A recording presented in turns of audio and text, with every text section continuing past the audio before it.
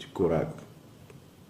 Au fur et à mesure de l'intensification de la guerre contre le terrorisme sous toutes ses formes, de la lutte contre la corruption et les malversations financières, malgré la densification des efforts de développement à travers les différentes réformes et initiatives présidentielles, nous constatons malheureusement la résistance de certains maux dans l'administration publique. Suite aux révélations graves portées à la connaissance de l'opinion publique le 27 novembre 2024 par le CORAG au sujet de la privatisation de la Socogib, le camarade président du FASO, chef de l'État, le capitaine Ibrahim Traoré, a instruit toutes les institutions de poursuivre sans relâche les enquêtes sur tout fait, actes et dénonciations portant préjudice au bon fonctionnement de l'administration publique et aux intérêts légitimes des citoyens. C'est ainsi que, conformément à ses missions et prérogatives, le CORAG a saisi le Conseil d'orientation de la Commission de régulation des dysfonctionnements sur des cas de dysfonctionnement impliquant des entités et des personnes physiques ou morales afin qu'ils puissent mener des enquêtes approfondies. Ainsi, dans la période de décembre 2024 à août 2025, soit en l'espace de 9 mois, sur dénonciation anonyme et autosaisine, les membres du comité d'orientation de la CRD ont investigué sur une centaine de dossiers enrôlés qui connaissent à ce jour des fortunes diverses. Les procès-verbaux des différentes sessions de travail du comité d'orientation de la CRD révèlent plusieurs cas répréhensibles dont les plus illustratifs sont les dossiers de corruption et actes assimilés, les demandes de réparation d'injustice, d'abus de pouvoir et de licenciement abusif, des dossiers de faux et usage de faux, en l'occurrence la falsification de documents, des actes administratifs et judiciaires, des dossiers de détournement de biens publics ou de vol de matériel et bien d'autres mauvaises pratiques dans l'administration publique. Au titre de la corruption et actes assimilés, le comité d'orientation de la CRD a enregistré une vingtaine de dossiers relatifs à des dénonciations de pratiques douteuses dans des juridictions, des tentatives de corruption passive impliquant des magistrats, des huissiers de justice, des fonctionnaires de douane, des agents de santé, des agents de domaine, etc. Au nombre de ces dossiers, on peut citer entre autres des faits graves de corruption au service d'hygiène de Ouagadougou, des menaces et de l'enrichissement illicite, des malversations et des mauvaises pratiques dans la commune de Zabré, mettant en lumière des détournements de fonds destinés à la réalisation de travaux publics et des raquettes auprès des populations. Des soupçons de corruption à l'égard d'un substitut du procureur pour refus de viser une citation dans une affaire de vol aggravé,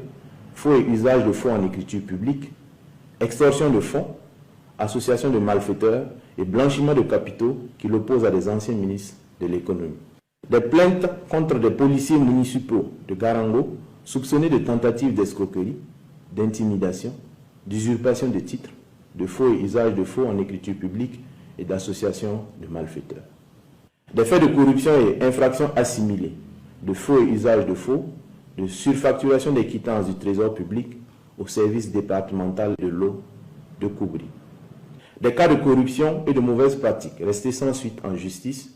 en l'espèce, on peut citer une plainte pour un cas de détournement subtil et pernicieux de biens publics, notamment un terrain appartenant à une collectivité, déposé en justice depuis 2021 contre un avocat dont le traitement discriminatoire fait par la justice laisse soupçonner un grave dysfonctionnement. Des cas de corruption et infractions assimilées à l'encontre des services décentralisés du Trésor, des dirigeants de COPEC Galore, de l'administrateur provisoire du cabinet Excellence Afrique, du service du guichet unique du foncier et de la direction de la Socogib. Des victimes et des témoins ont été entendus dans l'analyse de ces requêtes de citoyens. Au titre des soupçons d'authenticité des diplômes, faux et usage de faux, falsification, qui ont prévalu à des recrutements ou promotions dans la fonction publique, un corpus de 6000 diplômes d'agents publics a été analysé. Ces agents sont issus des structures comme la présidence du FASO, les ministères en charge de la santé, de la sécurité, de l'agriculture, de l'économie et des finances, de l'administration territoriale et de la mobilité, des enseignements primaires, secondaires et supérieurs, de l'environnement, de la transition digitale, de l'action humanitaire, de la justice et d'autres institutions publiques indépendantes. Le traitement achevé de ces dossiers a permis d'identifier des agents indélicats, Des agents dont les diplômes se sont révélés non authentiques ont été récemment révoqués et devront faire face à la justice. Cette vaste opération se poursuit et va s'intensifier. Toutefois, une atténuation des sanctions pourrait être appliquée à toute personne se trouvant dans l'une de ces situations et qui se dénoncerait aux services compétents dans les meilleurs délais. En ce qui concerne les demandes de réparation d'injustice, d'abus de pouvoir et de licenciements abusifs, des plaintes collectives et individuelles pour des recrutements entachés d'irrégularités,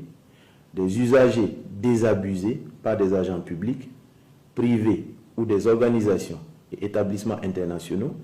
des intentions manifestes de nuire à des agents de l'État, des dénonciations calomnieuses ont été reçues par le comité d'orientation de la CRD. On a pu noter sous ce chapitre un cas de suspension abusive de carrière à la mairie de Ouagadougou, des mauvaises pratiques au commissariat de Komki-Ipala portant sur des cas de faux en écriture publique, de vol et de complicité de malversation sur les quittances des amendes forfaitaires de police, l'organisation d'évasion des gardés à vue. Des cas d'abus de pouvoir, de refus de rédiger des procès-verbaux, de favoritisme constatés à la section accident du commissariat de Ouaga 2000.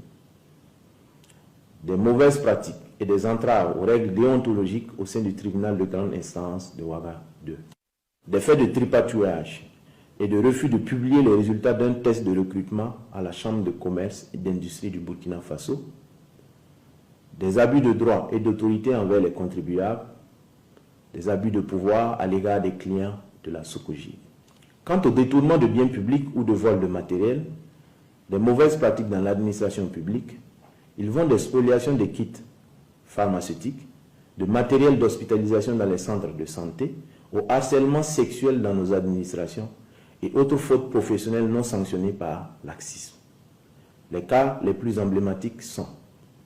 un changement de destination de vivre destiné aux déplacés du camp Goudébo de Dori vers le service de restauration du centre hospitalier régional de Dori,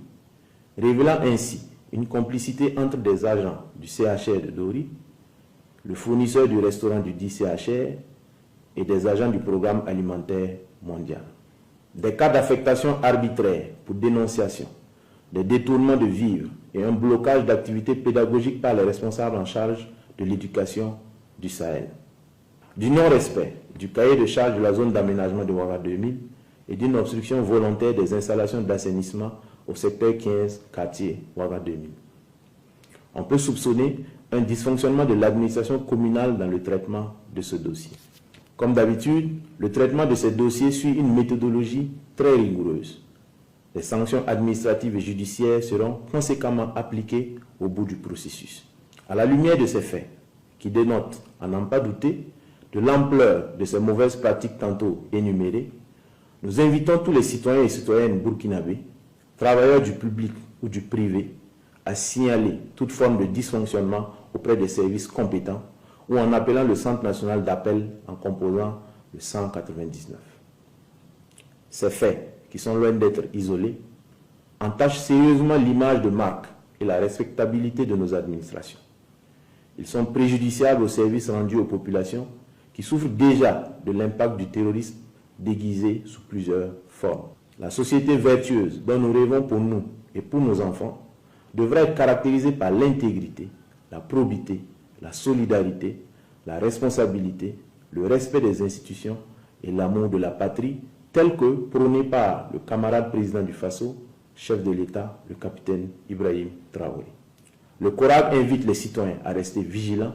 et à faire échec aux manipulations qui pourraient découler de cette lutte constante contre la corruption et les mauvaises pratiques, notamment de la part d'individus qui perdront leurs privilèges ou avantages éventuels dans le traitement de ces dossiers ou qui pourraient en être impactés d'une manière ou d'une autre. Ensemble, œuvrons à la construction d'une société burkinabé digne, intègre, juste, prospère et souveraine. La patrie ou la mort, nous vaincrons. Je vous remercie.